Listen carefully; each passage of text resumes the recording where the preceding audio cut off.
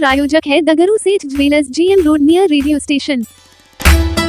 दिल्ली के विज्ञान भवन में 5 मार्च को आयोजित होने वाले कार्यक्रम में दरभंगा नगर निगम के नगर आयुक्त को किया गया आमंत्रित। दरभंगा नगर निगम को नगर विकास एवं आवास विभाग की ओर से एक पत्र प्राप्त हुआ है। यह पत्र देश के राष्ट्रपति के यहाँ से प्राप्त हुआ है, जिसमें नगर निकायों के द्वारा पेयजल सर्वेक्षण इंडियाज फर्स्ट सिटीज में उत्कृष्ट प्रदर्शन करने वाले निकायों को 5 मार्च को दिल्ली के विज्ञान भवन में राष्ट्रपति के हाथों पुरस्कृत किया जाएगा। इस कार्यक्रम में दरभंगा नगर निगम के नगर आयुक्त गौरव कुमार दिल्ली के विज्ञान भवन में जाएंगे, जहां वे इस कार्यक्रम में शिरकत करेंगे। इस बात की जानकारी नगर प्रबंधक अजहर हुसैन ने बुधवार को मीडिया को दी। अमृत के अंतर्गत वो इंफ्रास्ट्रक्चर डेवलप करना है। हर डिस्ट्रिक्ट हेडक्वार्टर बड़ा शहर जो है मैक्सिमम 1 लाख से ऊपर होगा, 1 लाख या उससे ऊपर होगा। तो उसके लिए वो अमृत 2 अभी लॉन्च हुआ है पिछले साल। तो उसमें एक कंपोनेंट है वाटर सप्लाई का। तो वाटर सप्लाई के लिए सर्वेक्षण किया गया है, वहाँ से सर्वेक्षण करा के रिपोर्ट मांगा लिया गया। कहाँ से सर? मिनिस्ट्री से, केंद्र सरकार जो अर्बन डेवलपमेंट मिनिस्ट्री है, हाउसिंग डेवलपमेंट। तो उसमें वही देखा जाएगा कि भाई उसका अच्छा से अच्छा काम कौन लोग किए हैं, कौन कौन यूएलबी किए हैं। तो उसी में प्रेसिडेंट के हाथों अवार्ड दिया जाना है। तो उसके लिए सभी यूएलबी से बुलाया गया है वहाँ पे भाई, ताकि मोटिवेट हो और सब यूएलबी में भाई हम भी अच्छा से अच्छा काम करेंगे तो कल होकर हमारे यूएलबी को भी इस तरह से अवार्ड दिया जाएगा। कहाँ पर दिया जाएगा सर और कब? ये विज्ञान भवन नई दिल्ली में 5 मार्च को है। किन के द्वारा? राष्ट्रपति के द्वारा अवार्ड दिया जाएगा। उसमें नगर निगम की तरफ से कौन लोग जा रहे हैं? नगर निगम की तरफ से कुछ पारिवारिक कारण से माननीय महापौर नहीं जा पा रही हैं, नगर आयुक्त सर उसमें जा रहे हैं। उम्मीद है कि जो हो सकता है, उम्मीद तो हम लोग नहीं छोड़े हैं कि जितना काम हुआ है इसी के इसमें हो सकता है कि दरभंगा नगर निगम को भी कुछ अवार्ड वगैरह मिल जाए। आपका शुभ नाम सर? मोहम्मद अजहर हुसैन हुआ, नगर प्रबंधक। संस्कृत विश्वविद्यालय के दरबार हॉल में कुलपति की अध्यक्षता में नई राष्ट्रीय शिक्षा नीति 2020 पर किया गया कार्यक्रम का आयोजन। संस्कृत विश्वविद्यालय के दरबार हॉल में नई राष्ट्रीय शिक्षा नीति को छात्र हित में और अधिक प्रभावी बनाने को लेकर कुलपति प्रोफेसर LN पांडे की अध्यक्षता में बुधवार को दरबार हॉल में कार्यशाला का आयोजन किया गया। IQAC एवं NSS प्रभाग द्वारा आयोजित यह कार्यक्रम 2 सत्रों में संपादित किया गया। इस कार्यशाला में संस्कृत विश्वविद्यालय के प्रतिकुलपति, कुलसचिव, मुख्यालय के सभी विभागाध्यक्ष, प्राध्यापक एवं कई विभाग के छात्र छात्राएं शामिल हुए। तो वहीं इस कार्यक्रम में मुख्य वक्ता के रूप में doctor APJ Abdul Kalam WIT के निदेशक डॉक्टर प्रेम मोहन मिश्रा, राजनीतिक विज्ञान विभागाध्यक्ष डॉक्टर मुनेश्वर यादव एवं दूरस्थ शिक्षा निदेशालय के निदेशक भी मौजूद थे, जिन्होंने अपने अपने विचार व्यक्त किए।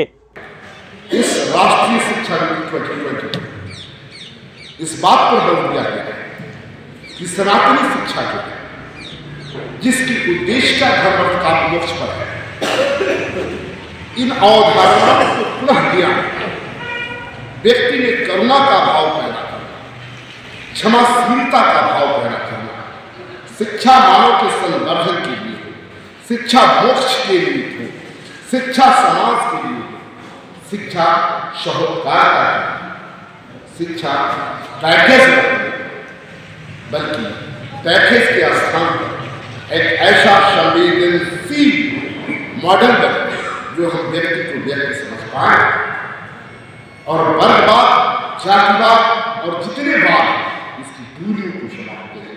यह हमारी शिक्षा नीति के model to educate, to encourage और टू इनलाइट, 3 इसके मॉडल दिए गए और इन्हीं तीनों मॉडलों पर इस शिक्षा नीति का निर्माण किया। 100% लिटरेसी, हर आदमी को शिक्षा मिले, इस भावना को दृष्टि में लाया।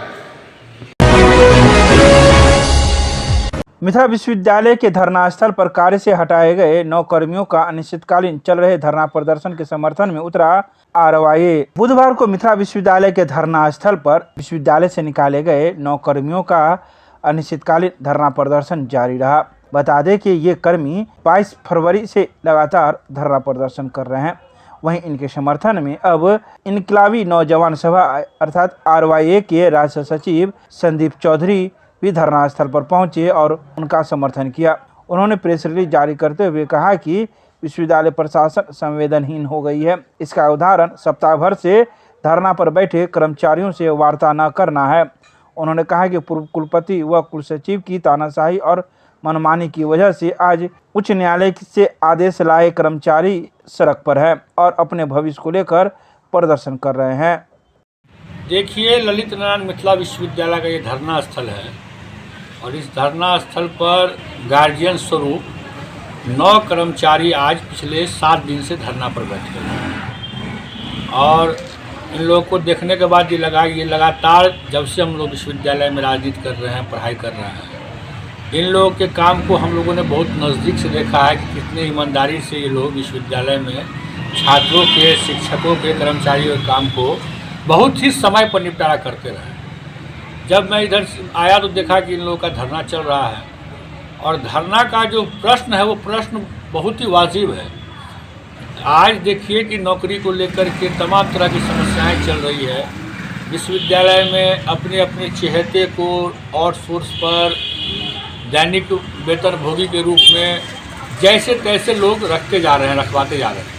लेकिन एक लंबे समय से विश्वविद्यालय को सेवा देने का काम करने वाले को आज सड़क पर आकर के अपनी मांगों को लेकर के धरना देना पड़ रहा है और उस धरना के प्रति विश्वविद्यालय प्रशासन इतना संवेदनहीन है कि आज 7वां दिन धरना का है, लेकिन विश्वविद्यालय प्रशासन का एक अधिकारी आज इनसे वार्ता करने के लिए अभी तक नहीं आया है। मांग बहुत स्पष्ट है। ये लोग दैनिक वेतन भोगी हैं, लंबे समय से नौकरी कर रहे हैं। इनका कई एक मामला कोर्ट में चल रहा है और कई एक मामलों में कोर्ट ने इनके पक्ष में आदेश दिया है और कोर्ट के आदेश और सिंडिकेट के निर्णय के आलोक में इन लोगों को 2012 में नोटिफिकेशन करके विश्वविद्यालय इन लोगों को बाहर की थी। लेकिन पूर्व कुलपति और कुल सचिव, जिनका कार्यकाल तमाम लोग मिथिलांचल के जान रहे हैं, उनकी तानाशाही और मनमानी ने उनका न्यायालय के आदेश को जो अवहेलना करने की उनकी परिपाटी थी, उसने आज इनको सड़क पर लाए खड़ा कर दिया है। पिछले 2 साल से इनको सैलरी नहीं मिला है। 1 साल से इनको जबरन काम से बिना कोई लेटर दिए हुए ऑफिस में नहीं घुसने दिया जा रहा है, जैसे ये आतंकवादी हों। तो इन तमाम सवालों को लेकर कि हमारे इनके वेतन को इनको दिया जाए और इनके काम पर इनको वापस लिया जाए, इनका धरना चल रहा है और इस धरना के समर्थन में इनकलाबी नौजवान सभा हम आज पहुँचे हैं।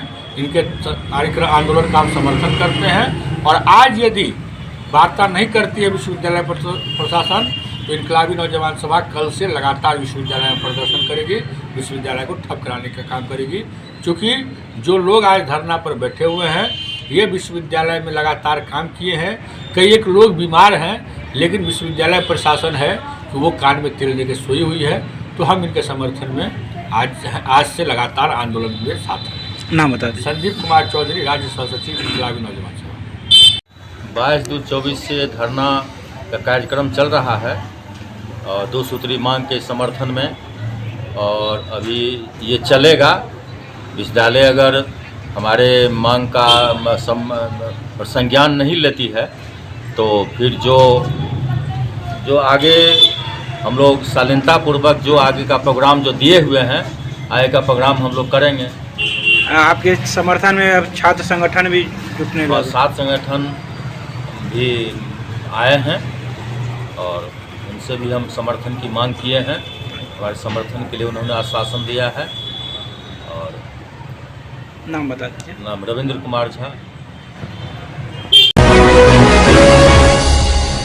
एमएमटीएम कॉलेज पर एमएसयू के पहल पर छात्राओं को लगने वाले 2100 का शुल्क हुआ 1100।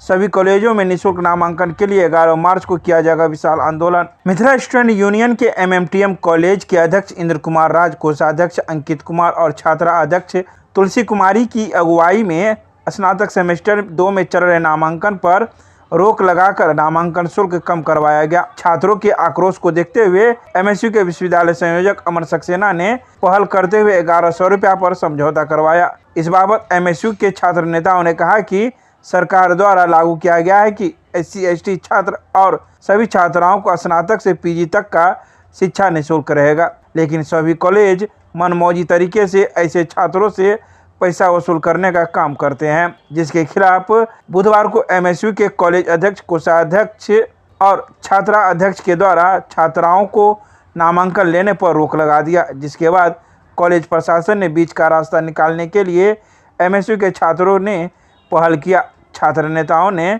छात्रों से कहा कि अगर नामांकन शुल्क को 1100 रुपया नहीं किया जाता है, 1 रुपया भी कॉलेज को फीस नहीं दिया जाएगा, एक भी छात्रा को नामांकन नहीं कराया जाएगा। हम लोग इसके लिए आंदोलन करने का काम करेंगे और तब तक आंदोलन करेंगे जब तक ऐसे सभी छात्रों पर लगने वाला फी निःशुल्क नहीं कर दिया जाता। लेकिन कॉलेज प्रशासन ने छात्रों की मांग पर सहमति दिखाते हुए SC/ST छात्र और छात्राओं पर लगने वाला 2100 के शुल्क को कम करके 1100 रुपया कर दिया।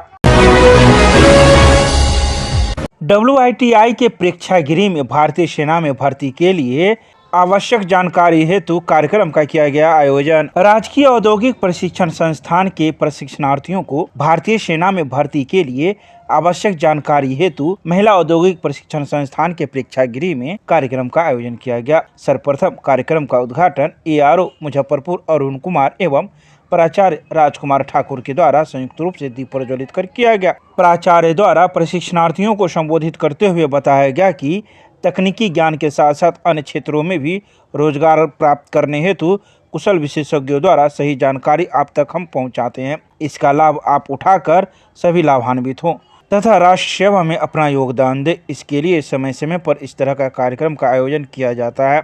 ARO मुजफ्फरपुर अरुण कुमार द्वारा अग्निवीर योजना के बारे में उपस्थित प्रशिक्षणार्थियों को विस्तार से जानकारी दी गई।